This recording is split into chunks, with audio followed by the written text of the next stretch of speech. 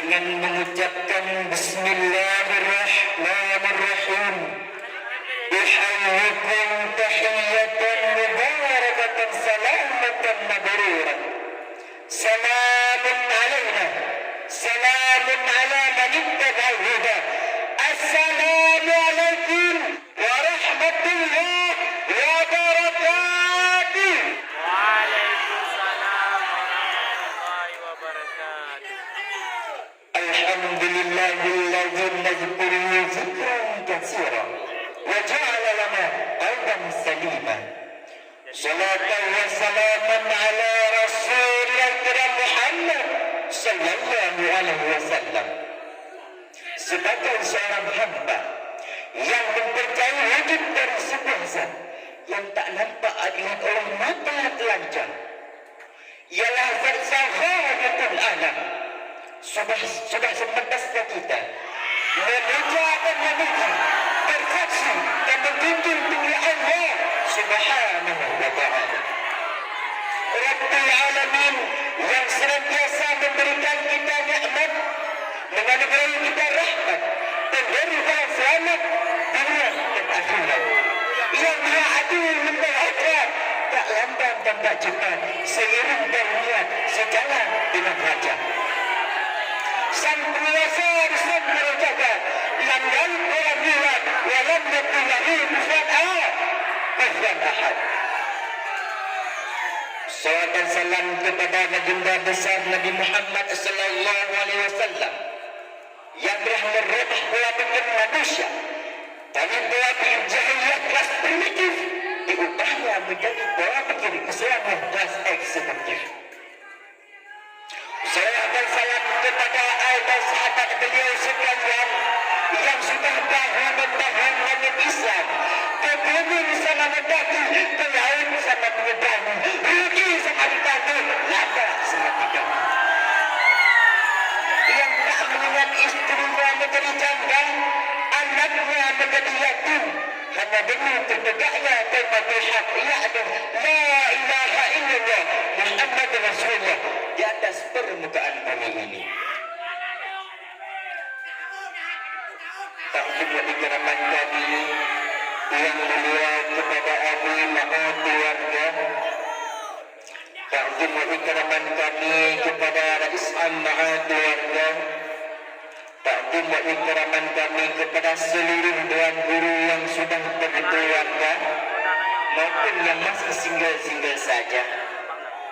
Takdirnya dikeraman kami kepada dewan hakim yang sudah berkeluarga maupun yang masih jomblo setia.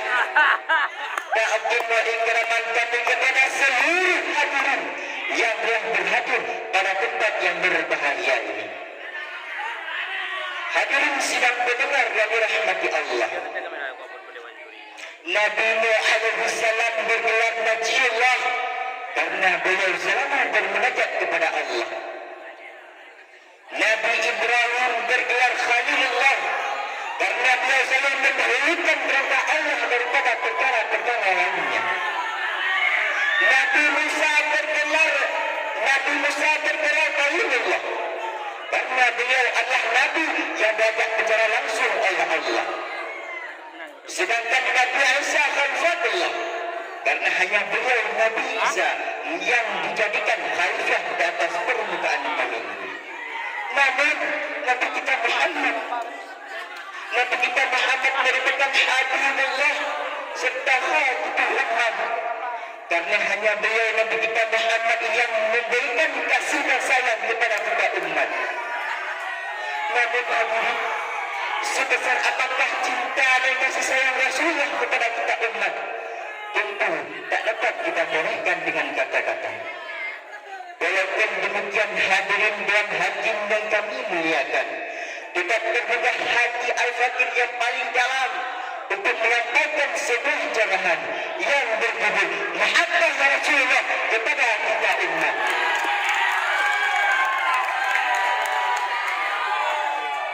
Hadirin sidang pendengar yang Allah muliakan, Allah mengutus Nabi Muhammad di atas permukaan bumi ini sebagai penunjuk ke arah yang benar.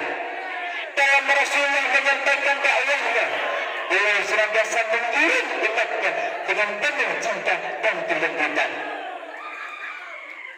Sebagai bukti cinta untuk Rasulullah kepada kita umat, saat ibunda Aminah melahirkan beliau, dari lisan yang mulia, kalimat pertama yang beliau ucapkan adalah ummati, ummati, ummati. Begitulah besarnya cinta Nabi kepada kita umat. Hadirin sidang pendengar yang dirahmati Allah, padahal Rasulullah tatkala beliau tumbuh, beliau menyampaikan risalahnya, tak sedikit bibir manusia yang mencela beliau tatkala Rasulullah menyampaikan risalah. Beliau dicaci, beliau dihina, beliau dilempari kepada unta, dilempari batu, namun beliau balas dengan senyuman. Begitu tak terhingganya cinta dan kasih sayang Nabi kepada kita umat. Hadirin sidang pendengar yang Allah muliakan, rasa cinta dan kasih sayang dan rasa cinta kasih sayang Rasulullah kepada kita umat, sekalipun umatnya terhadap, umatnya melakukan hal yang arogan, namun beliau senantiasa mendoakan umatnya. Allahumma hadi zakifan wa'atibuhum muslimin. Ya Allah, tunjukilah kepada umatku kecerahan dan berilah kepada mereka Islam. Begitulah besarnya cinta Nabi kepada kita umat. Padahal malaikat Jibril tatkala Rasulullah diperlakukan arogan, beliau turun untuk mendatangi Rasulullah. Beliau menawarkan jasanya kepada Rasulullah. Ya Rasulullah, bolehkah aku menghapus jejak kaum tersebut dengan aku tumpahkan gunung Uhud kepada mereka? Namun Rasulullah dengan penuh cinta dan kasih sayang, beliau melarang malaikat Jibril melakukan itu. Beliau menangis, bermohon kepada Allah seperti doanya Nabi Isa yang termaktub dalam Al-Quran surah Al-Maidah ayat 118. A'udzu billahi minasy syaithanir rajim. Bismillahirrahmanirrahim. In tu'adzibhum fa innahum ibaduka wa in taghfir lahum fa innaka antal azizul hakim. Ya Allah, apabila Engkau melaknat umat-umatku ya Allah, sesungguhnya mereka adalah hamba-Mu ya Allah. Dan apabila ya Allah Engkau memaafkan mereka, sungguh Engkau maha bijaksana lagi maha perkasa. Hadirin sidang pendengar, begitulah besarnya cinta Nabi kepada kita umat. Hadirin sidang pendengar yang dirahmati Allah, kasih sayang Rasulullah kepada kita umat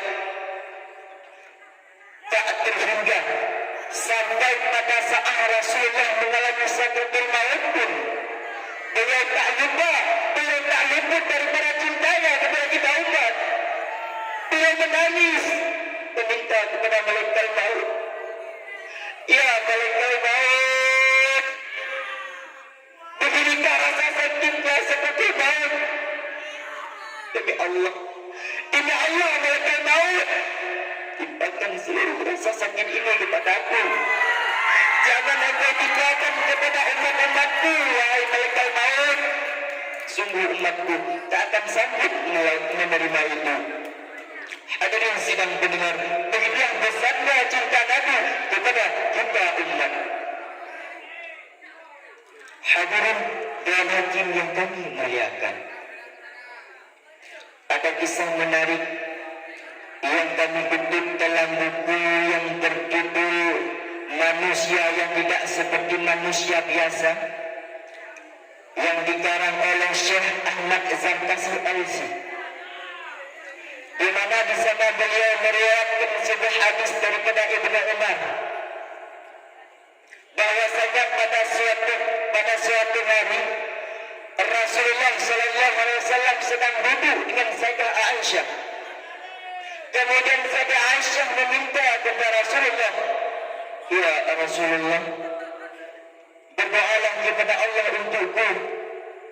Kemudian Rasulullah mengangkat kedua tangannya bermunajat kepada Allah. Allahumma ghfir li a'ishata ma taqaddama min dhanbi wa ma ta'akhkhara, ma asrat wa ma a'lanat. Ya Allah, ampunilah dosa Aisyah, seluruh dosa Aisyah, baik yang telah terdahulu maupun yang akan datang, baik itu dosa yang tersembunyi maupun dosa yang terang benderang. Sayyidah Aisyah ketika mendengar doa Rasulullah sallallahu alaihi wasallam tersebut tersenyum lebar, sampai-sampai Sayyidah Aisyah pun menjatuhkan kepalanya di pangkuan Nabi. Nabi sontak sembari mengelus kepala Aisyah. Beliau berkata kepada Aisyah,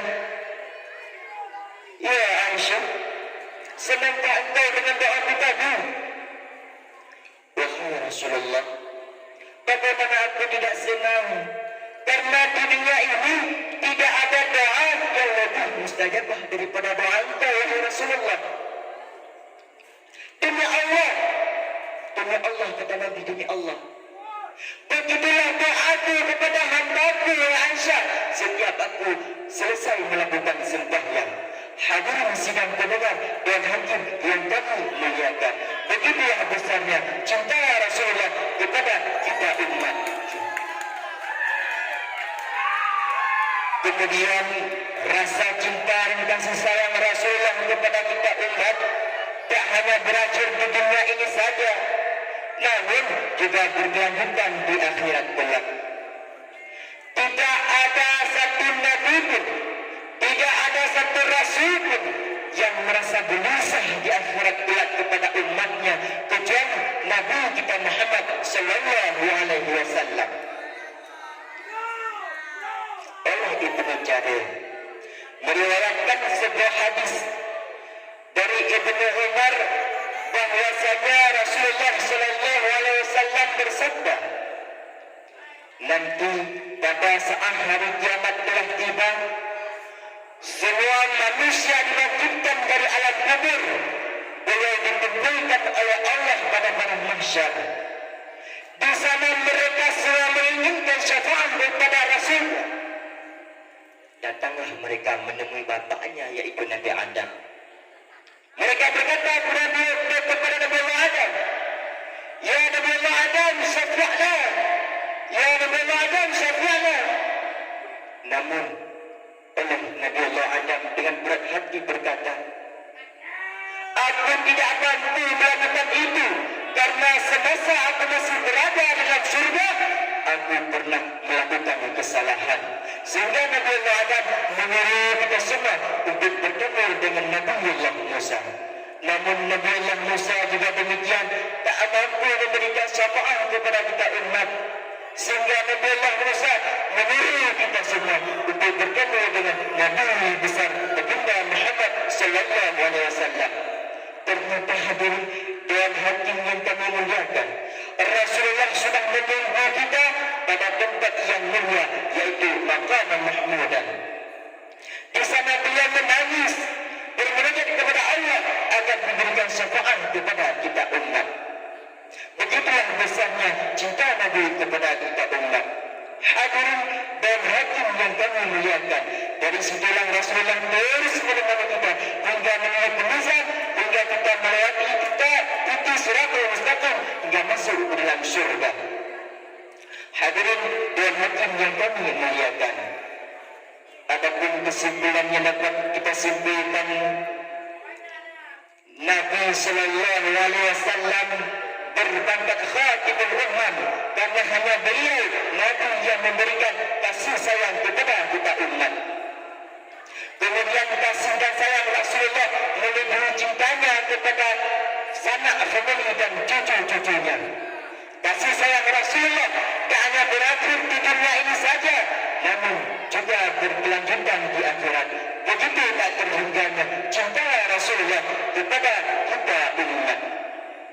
Hadirin dan hakim yang kami muliakan, maka kita sebagai umat Nabi Muhammad, kami mengajak kepada seluruh hakim yang telah berhadir hadir pada malam ini agar senantiasa bersolawat kepada Nabi apapun profesinya, dimanapun berada dan bagaimanapun kondisinya. Mungkin hanya sekian yang dapat kami sampaikan. Lebih dan kurang kami mohon maaf. Wabillahi taufiq wal hidayah.